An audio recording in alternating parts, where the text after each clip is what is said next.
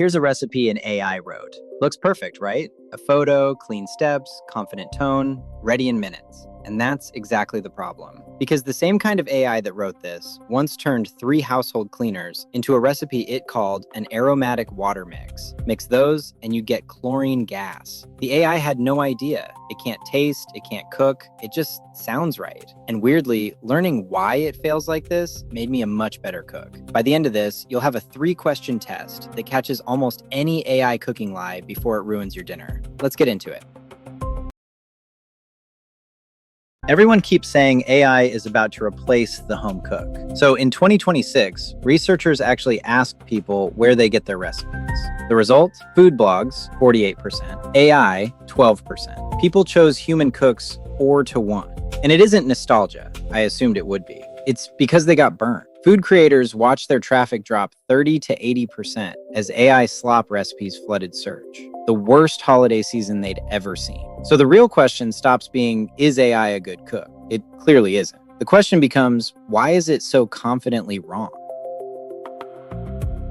Here's what nobody mentions. An AI doesn't cook. It has never tasted salt, felt a pan get too hot, or watched eggs go from custard to rubber. It read thousands of recipes and learned which words tend to follow which. So when you ask for a cake, it doesn't reason about chemistry, it averages. And an average of recipes is nonsense. It'll tell you to bake a delicate cake for 4 hours. It'll call for 2 kilograms of butter. It once put a full cup of horseradish in a brownie. And when it can't find a pattern, it just invents one.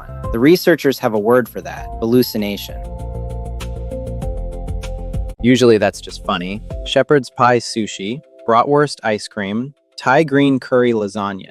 But sometimes it isn't funny at all. Google's own AI told people to glue cheese onto pizza so it wouldn't slide off. An AI mushroom-foraging guide is tied to a real poisoning. And remember that aromatic water mix? Bleach plus ammonia is chlorine gas. The AI didn't know because it can't know. It has no idea what any of these words actually do. It's just very, very confident. Now here's where it gets interesting. I went in expecting a sous chef. What I got was the worst line cook I've ever worked with, but also the best teacher. Because every time the AI was wrong, I had to know why to catch it. 4 hours for a cake? I finally understood why cakes bake fast and hot. A cup of horseradish in a brownie? Now I actually think about ingredient ratios. The mistakes forced me to learn the rules. The failure was the lesson. So here's the test I use now. 3 questions. 1. Does the time and temperature make physical sense? Real recipes obey heat and chemistry. 4-hour cakes don't. 2. Do the ingredient ratios match a dish you already know? A cup of horseradish in a sweet batter should trip every alarm you have. 3. Is this from a real human who actually cooked it? Look for a real name, a real photo, real testing. AI slop has none of that. A Mexican food blogger spotted it instantly when an AI showed tamales lying flat with sauce poured over the husks. Physically wrong. Dead giveaway.